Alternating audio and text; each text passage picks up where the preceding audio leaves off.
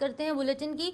सबसे पहले बात करेंगे मचेल यात्रा को लेकर, जहां पर मौजूदा समय की अगर बात करेंगे तो अभी श्री अमरनाथ जी यात्रा के साथ ही मचेल यात्रा भी लगातार जारी है और अब तक 30,000 से ज्यादा श्रद्धालु जो है वो मचेल माता के पवित्र दरबार में शीश नवा चुके हैं और ये काफिला यहाँ पर दिन ब दिन बढ़ता जा रहा है। बता दें कि मचेल यात्रा पर आने वाले श्रद्धालुओं की सुविधा के लिए इस बार व्यवस्थाओं में बड़े स्तर पर बढ़ोतरी की गई है और इन व्यवस्थाओं की श्रद्धालु भी सराहना कर रहे हैं क्योंकि इनसे उनकी यात्रा जो है वो बेहद ज़्यादा सुगम हो गई है और यात्रा के लिए इस बार ऑनलाइन पंजीकरण बेहद सुविधाजनक साबित हो रहा है। और खास बात ये भी है कि अभी तक मौसम भी मां के भक्तों के लिए कारगर साबित हो रहा है, जिससे कि यात्रा बिना किसी बाधा के लगातार जारी है।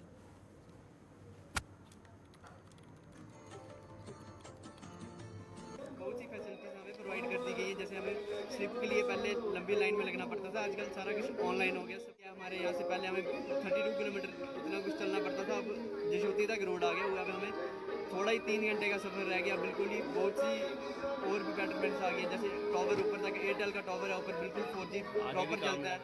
लंगर वगैरह भी चल रहे हैं प्रॉपर, सारी आर्मी वगैरह सारी सिक्योरिटी प्रॉपर है यहाँ पर। सब कुछ ही फैसिलिटीज़ हैं, वॉशरूम वगैरह सब कुछ प्रॉपर फैसिलिटीज़ हैं, नहाने के लिए रूम वगैरह सब कुछ अवेलेबल मिल जाते हैं यहाँ पे। बहुत अच्छा कर रही है यहाँ की गवर्नमेंट, प्रॉपर इसको डेवलप कर रही है, बेटरमेंट कर रही है इसका। हेलीकॉप्टर की भी फैसिलिटीज़ हैं यहाँ पे प्रॉपर, वो भी मिल रही हैं टाइम टू टाइम।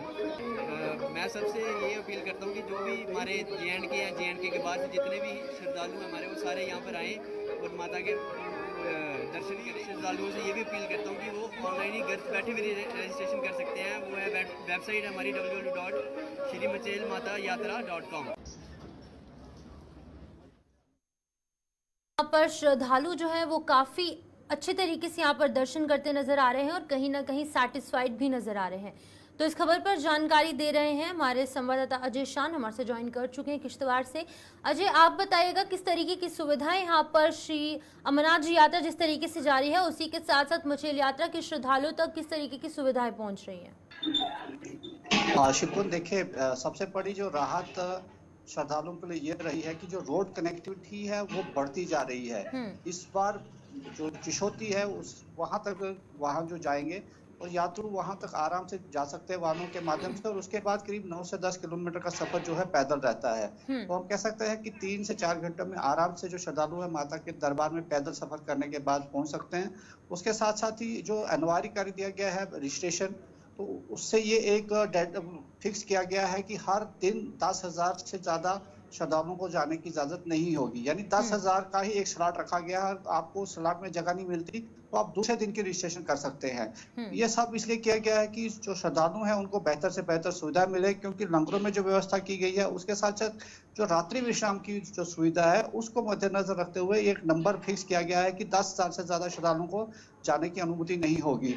तो उसका असर कहीं ना कहीं जमीन पर दिखता हुआ नजर आ रहा है कि श्रद्धालु जो है सीमित संख्या में जो स्लॉट है उसके अनुसार यहाँ पर पहुंचे। हालांकि कुछ लोगों को अभी भी ये जानकारी नहीं है कि रजिस्ट्रेशन अनिवार्य कर दी गई है, तो उनके लिए यहाँ पर ऑफलाइन की भी सुविधा रखी गई है। लेकिन सभी से अनुरोध किया जा रहा है बार बार कि वो ऑनलाइन रजिस्ट्रेशन करके ही आगे का सफर तय करें, ताकि जो है आगे जबकि उनको दिक्कत ना हो। तो कुल मिला के अभी तक जो 30,000 से ज्यादा की संख्या के श्रद्धालु जो है वहां पर माथा टेक चुके हैं और सारे श्रद्धालु कहीं ना कहीं जो है जो इंतजाम किए गए हैं प्रशासन की तरफ से उनसे कहीं ना कहीं खुश नजर आ रहे हैं। जी शिल्पा। अजय, यहाँ पर बताएगा क्योंकि मौसम कहीं ना कहीं तमाम यात्राओं में बाधा बनता नजर आता है और अक्सर मचेल माता की यात्रा भी कहीं ना कहीं मौसम के चलते बाधित होती है, तो आने वाले मौसम के जिस तरीके से मानसून जारी है, आने वाली दिनों में बारिश का अनुमान भी जारी किया गया है, तो किस तरीके से तैयारी की गई है ताकि यहाँ पर श्रद्धालुओं को कोई तरीके की दिक्कत ना हो?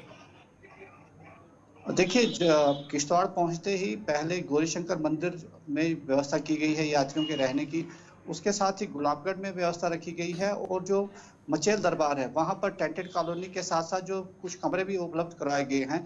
तो प्रशासन जो हमारी बात हुई थी उनका कहना था कि SDRF और NDRF की जो नफरी है उसको भी कहीं ना कहीं उनकी सेवा ली जा रही है, ताकि खराब मौसम होने में कोई दिक्कत हो जाए तो उनकी सेवा ली जा सके।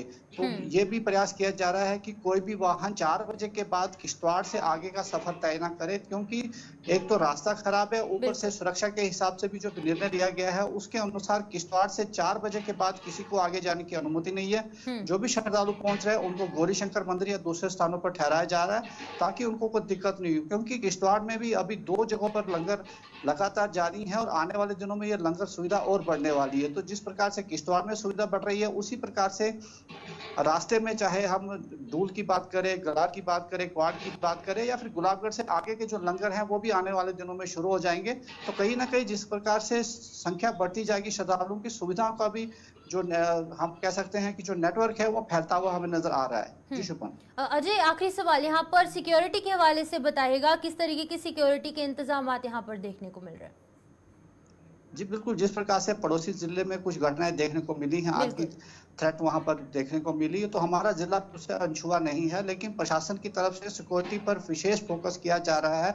अतिरिक्त पैरामिलिट्री फोर्सेज की जो कंपनियां हैं यहाँ पर पहले से तैनात हैं, लोकल पुलिस दिन रात यहाँ पर तैनात रहती है। उसके साथ साथ जो पहाड़ी और जो सेंसिटिव एरियाज है वहां पर आर्मी की कहीं ना कहीं तैनाती देखने को मिल रही है। तो जो 3 टायर ग्रिड हम बता सकते हैं, सिक्योरिटी ग्रिड जो है यहाँ पर बनाया गया है ताकि जो यात्रा है वो सुगम हो और सुरक्षित रहे। जी सुपन। ठीक है, बहुत बहुत शुक्रिया अजय तमाम जानकारी देने के लिए। अजय शान यहाँ पर किश्तवाड़ के हवाले से अपडेट कर रहे थे। श्री मचेल यात्रा जो है वो लगातार जारी है, जिसको लेकर की तमाम इंतजाम जो है वो प्रशासन द्वारा किए गए हैं। वहीं पर सिक्योरिटी के भी पुख्ता इंतजाम देखने को मिल रहे हैं। इसी बीच अब हम जिला सांबा के हवाले से बात करेंगे, जहां पर गुलिस्तान न्यूज पर आज प्रसारित की गई एक खबर का कुछ ही घंटों में असर देखने को मिला है। आज सुबह हमने अपने न्यूज बुलेटिन में बताया था कि किस तरीके से जिला सांबा में सीमावर्ती राजपुरा को नेशनल हाईवे से जोड़ने के लिए घगवाल तक पक्की सड़क पर बारिश के कारण बना तालाब जो है वो लोगों के लिए जी का जंजाल साबित हो रहा है। और इस खबर के प्रसारित होने के कुछ ही घंटों के अंदर अंदर यहाँ पर प्रशासन जो है वो हरकत में आया और मशीनों की मदद से पानी हटाने के अलावा यहाँ जमा जो मलबा था उसे भी साफ करवा दिया गया है। लोगों ने उनकी आवाज प्रशासन तक पहुंचाने के लिए गुलिस्तान न्यूज का आभार व्यक्त किया है।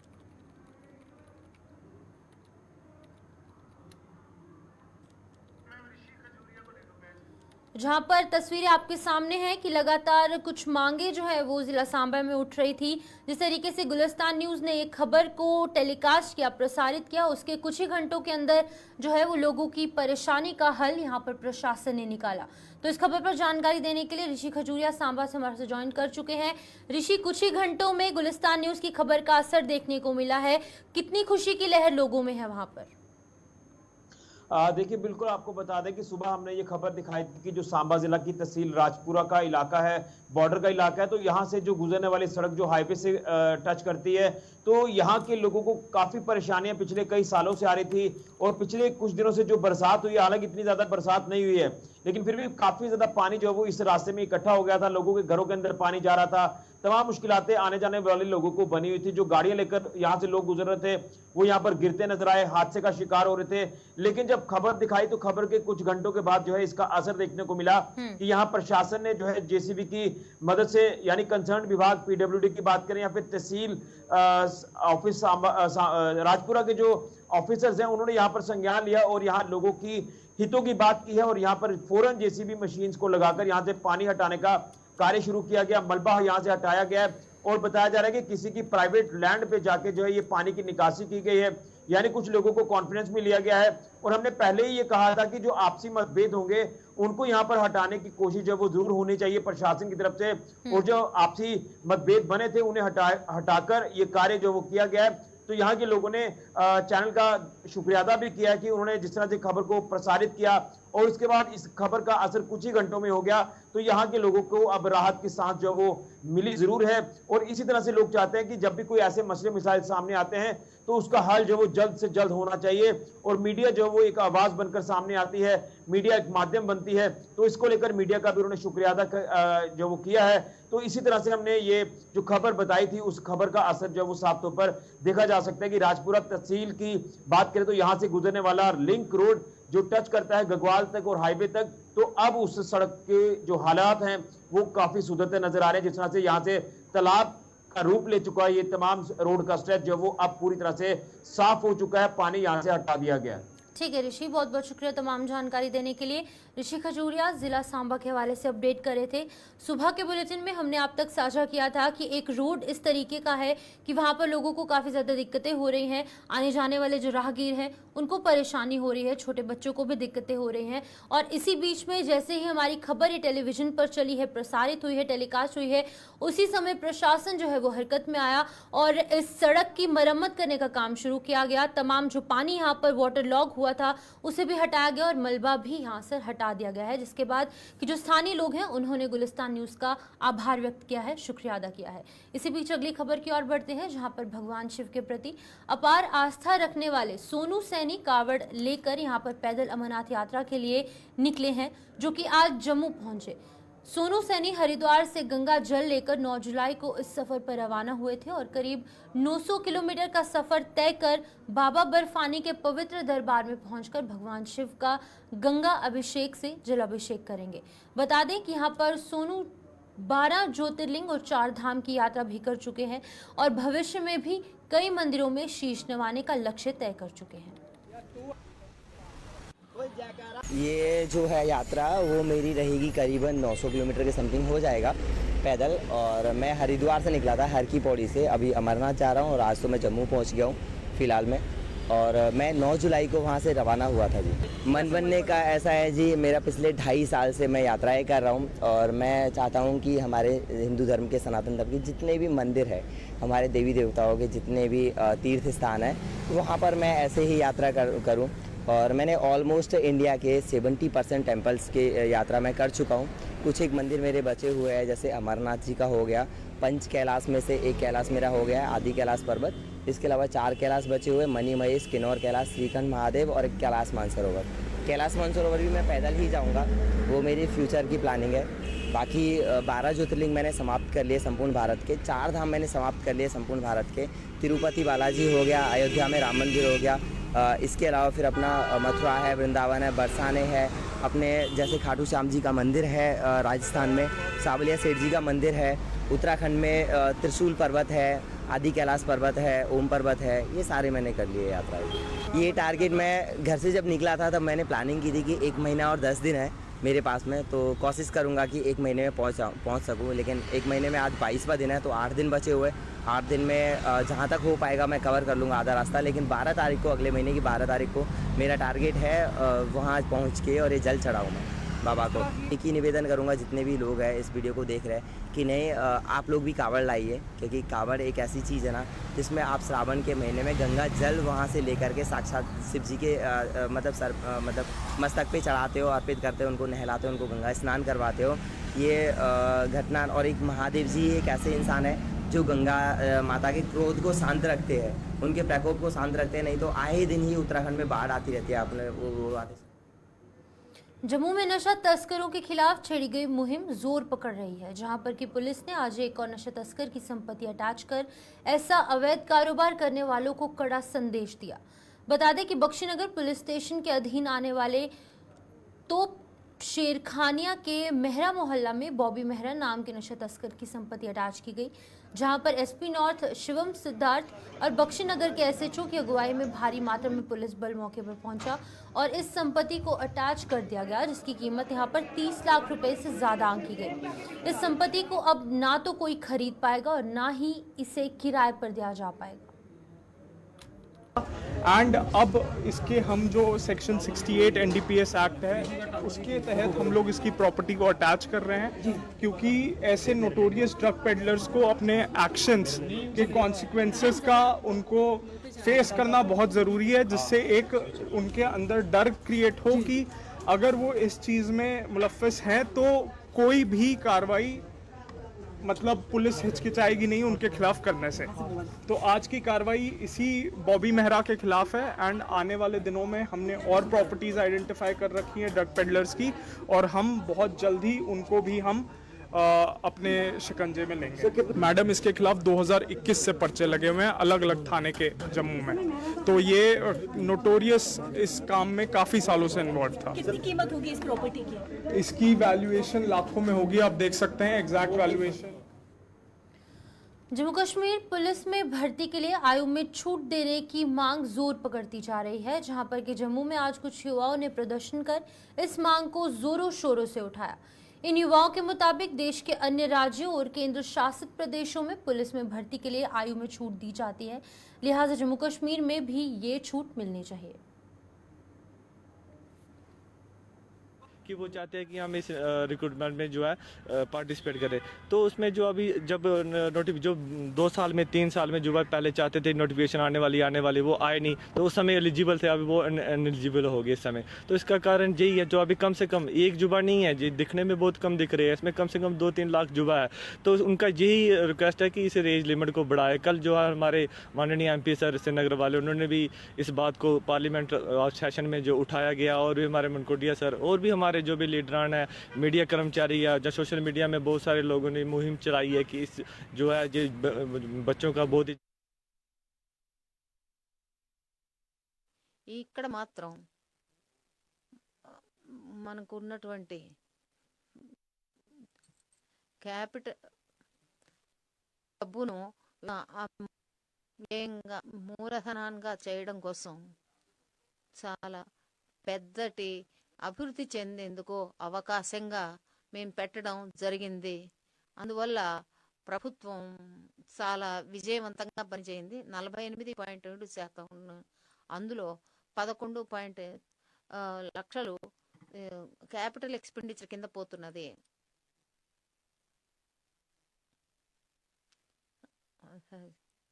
ఈ బడ్జెట్ క్యాపిటల్ ఎక్స్పెండిచరు అంతా కూడా ఇప్పుడు 3.3%, 3 రెట్లు 19-20 నాటికంటే అధికంగా ఉంది. నిజంగా లెక్క వేసి చేస్తే దీని ప్రభావవంతమైనటువంటి వ్యయాన్ని కనుక పరిశీలిస్తే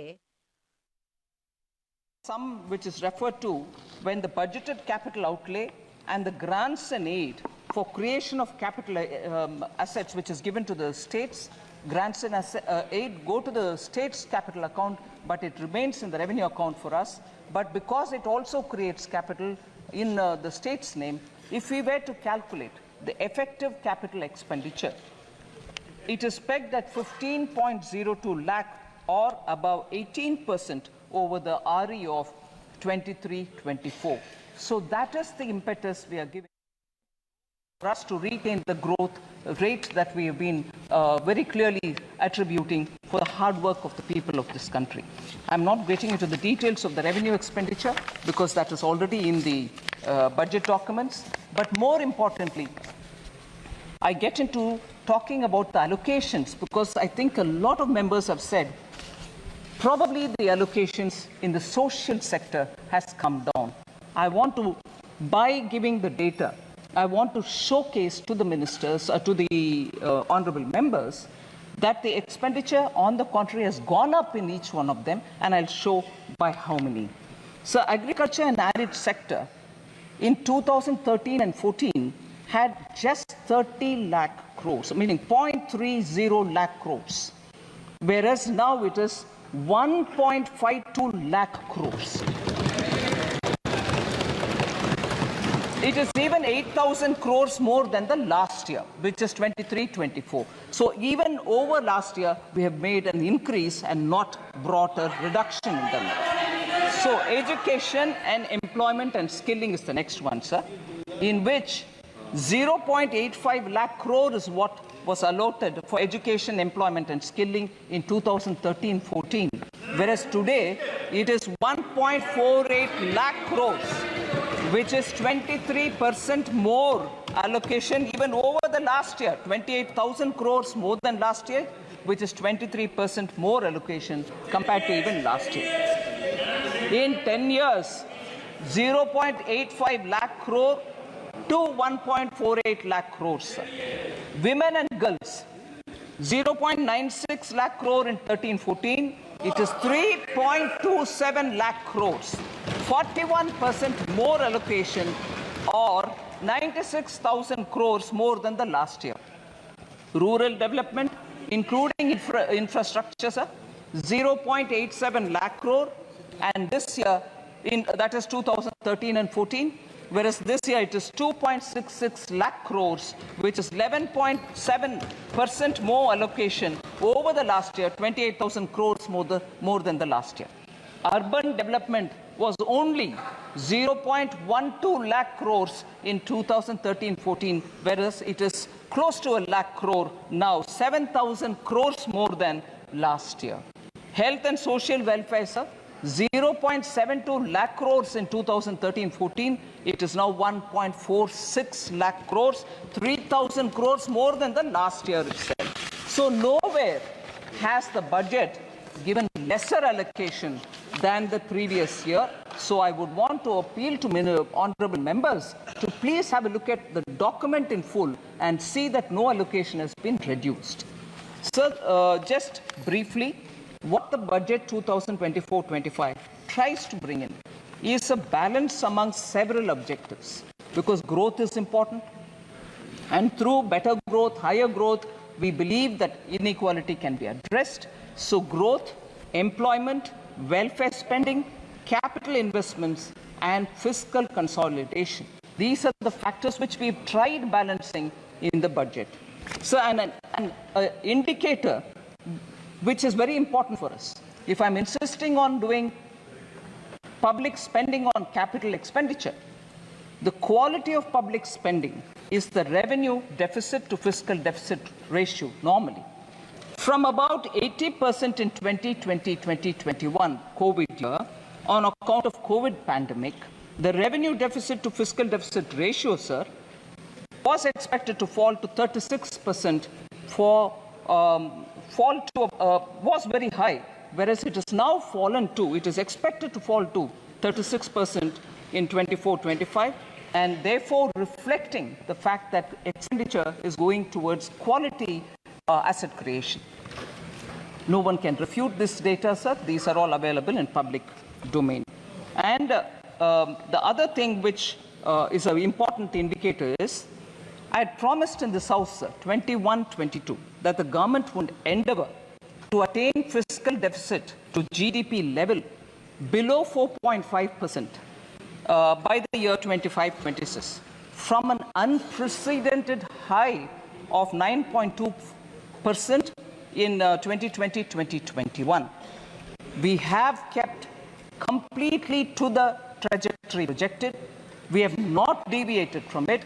We are complying by that fiscal deficit trajectory given by me. Even today, you see that we've gotten close to the 4.6. Actually, this year, we have clearly given 4.9 as the fiscal deficit. So we are keeping our word on that. India's exceptional post-pandemic economic recovery to become the fastest growing economy over the last 3 years is truly magnificent, and I thank every citizen, the middle class, the entrepreneurs, the farmers, marginal workers, traders, everyone who I've mentioned, I've not mentioned, deserve big gratitude, a word of thanks from all of us, sir, because of their toil and hard work and belief that they have to bring up the situation for their families to be better, has resulted in India becoming the fastest growing economy. And how many nations, may I ask this here, how many nations have achieved this balance through the budget since post-COVID to retain that growth, ensure that this balance happens and continues that sustainable growth momentum? So at least these sort of things which have to be remembered for the sake of thanking our people, I would like to highlight these as the last few years' achievement of this government, and entirely thanking the people of India. And this couldn't have been possible unless there is a hard-working, visionary leadership which takes us forward so that the country can really come out of the COVID distress. And I thank Honorable Prime Minister for his leadership on this. Sir, I had also presented the Jammu Kashmir budget for 24-25. I'm happy to inform that the concrete steps that have been taken to enable the Union Territory to break free from the fetters of the past, namely the legacy of fiscal distress which has been inherited from the erstwhile state.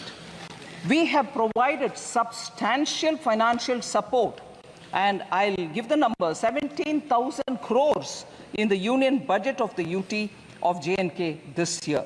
It includes 12,000 crore towards financing the cost of Jammu Kashmir Police. That's a burden we want to take on our shoulders so that J&K has more flexibility to spend money for developmental activities. And the additional central assistance of 5,000 crore has been provided. With this support, I expect the GSDP ratio, fiscal deficit to GSDP ratio of a union territory would be somewhere, and I'm estimating it, somewhere in the range of 3% for the year 24-25. The public finances of the union territory are now back on the rails, and they are now able to focus on developmental activities much more than ever before.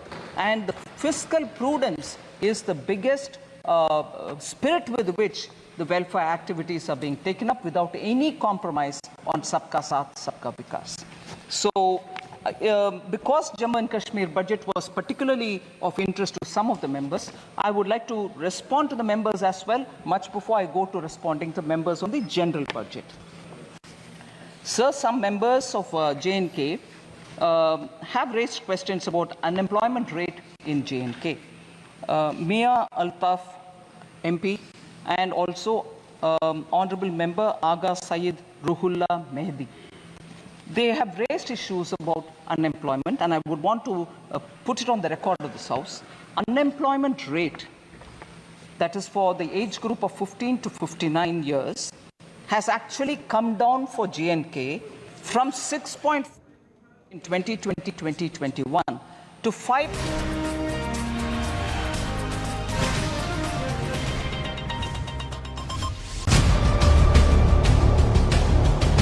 उड़ता जम्मू कश्मीर,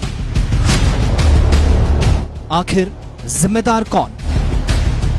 कश्मीर में heroin सबसे ज्यादा हो रही है इस्तेमाल।